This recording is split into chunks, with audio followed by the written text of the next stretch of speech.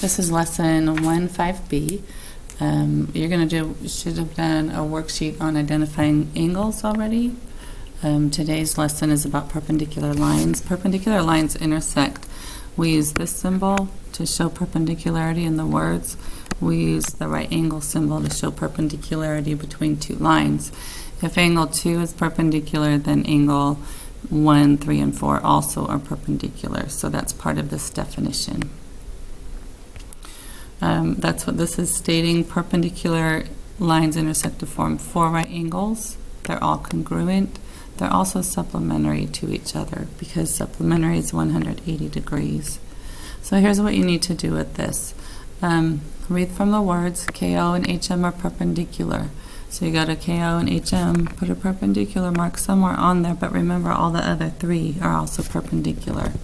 Because that's perpendicular, we know that 3y plus 6 equals 90.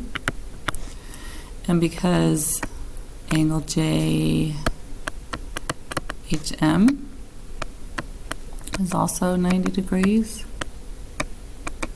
we know that 3x plus 6 plus 9x also equals 90 degrees. So you can solve each of those, and when you solve those, you end up with y equals 28. And this one is x equals 7. Don't forget to combine your like terms first. The next part of this is talking about assuming. You have to be very careful about what you're assuming with these drawings. So when these statements are made, then you can assume just from this drawing that you can assume collinearity, you can assume things intersect, you can assume H is between G and J, but you cannot assume that this is congruent to that. There's no notation, no nothing on this drawing to show it. It's very specific. If it doesn't say it's perpendicular, if it doesn't say it bisects, if it doesn't say midpoint, it's not. So if you look at this first one, it says determine whether this is justified. So here's VYT right here. Can we assume that it's 90 degrees? So you might pause and think about a minute. And yes, we can. It's because if this is 90 degrees right here, it's at the intersection of XT. So we have XT is perpendicular to YV. So that means if one is 90 degrees, all the rest are. So this is yes. Then the next one says is TYV. Are TYW and TYU supplementary? So here's TYW, and here's TYU. TYU. So the definition of supplement or linear pairs are supplementary. Definitely a supplementary angle and a linear pair because they share an adjacent side, and then one of the sides makes a straight line. So this is yes. That's because we have definitions. So the definition of linear pair or supplements. So you have to have a definition, symbol, specific words. This one, TIU, is it complementary to UAX from the drawing? If you look at this, this looks like it's 90 degrees right here, but there's no thing to state that, no symbol, no perpendicularity words in the sentences.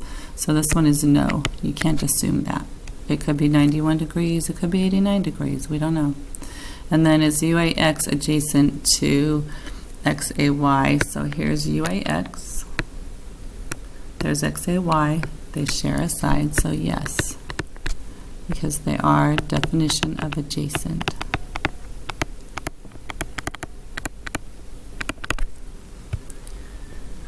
The next part has to do with complementary and supplementary word problems. So if 2 angles are complementary, their measures add up to be 90 degrees. So we can look at this. It says the measure of one angle, so we're going to call that X. And since we're talking about complementary, I'll just sketch a picture, so you can sketch a picture sometimes. The measure of one angle X is 6 less than 5 times the measure of the other angle, and they're complementary. So 6 less than 5 times the measure of the other angle, 5x minus 6, and these are complementary. I'm going to put a 90-degree symbol there. So 5x minus 6 plus x would equal 90. If you work through the algebra on this, if you're not very good at it, go ahead and practice it. X equals 16. So the measure of the other angle is 16 degrees. When we throw in supplement and complements both into the same word problem, this is where we want to make sure and have some kind of method for this. So anytime you see measure of an angle or the angle,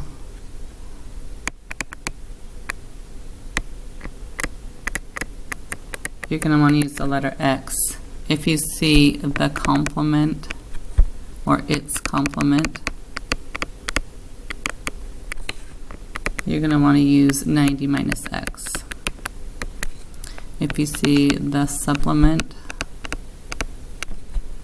this is going to be 180 minus x. So we're just going to use the words that we see here and read from left to right. The measure of an angle, that would be x.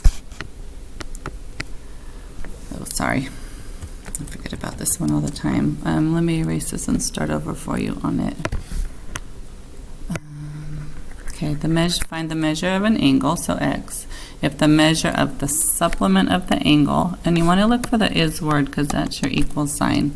The supplement of the angle is 180 minus x.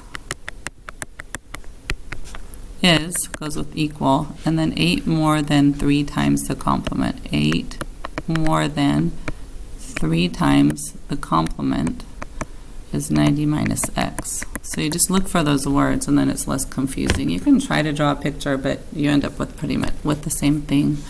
So then when we solve this, it's 180 minus x equals 8 plus 270 minus 3x. And then you continue solving from there. I did distributive property on this one, so don't forget the 3 is multiplied by both of those. So then from here, we're going to do 278. So 180 minus x equals 278 minus 3x. I'm going to add 3x to both sides.